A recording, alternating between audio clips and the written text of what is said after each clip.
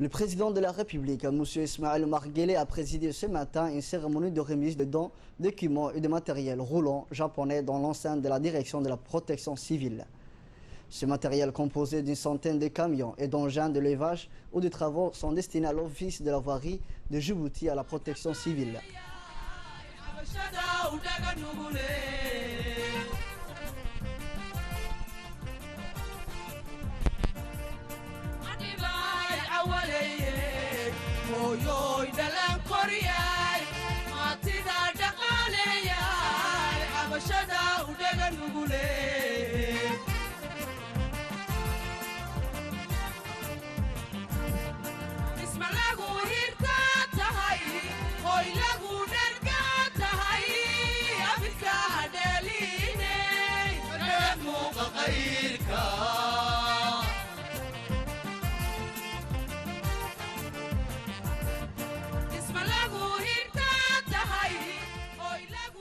Cette don exceptionnel du Japon démontre l'excellence de la coopération entre Djibouti et le Japon. L'appui matériel et technique permettra aux deux institutions citées de veiller au bien des populations en cas de sinistré pour circonscrire rapidement tout début d'incendie ou de sauver des vies dans d'autres circonstances, dans le sauvetage en mer ou en cas de catastrophe naturelle pour ce qui concerne la protection civile.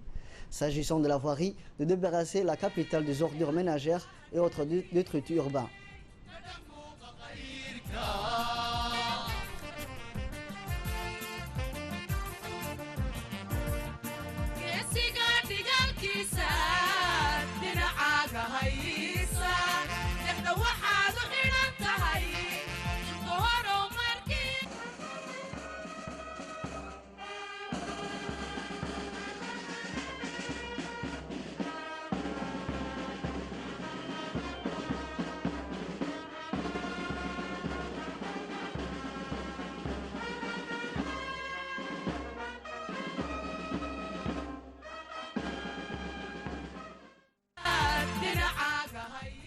À son arrivée à la direction de la protection civile, le président accompagné de la première dame du pays, Mme Khadra Mohamed Haïd, a été accueilli par le Premier ministre, M. Abdelkader Kamil Mohamed, le ministre de l'Intérieur et le responsable du sapeur-pompier et de la voirie.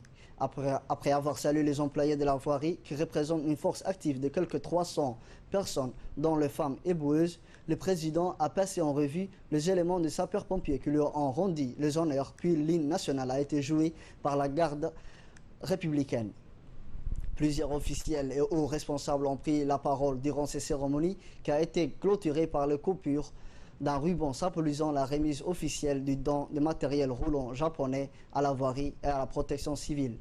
Le maire de la capitale se réjouit du renforcement des capacités de ces deux institutions en charge de la gestion de la sécurité et de l'hygiène urbaine.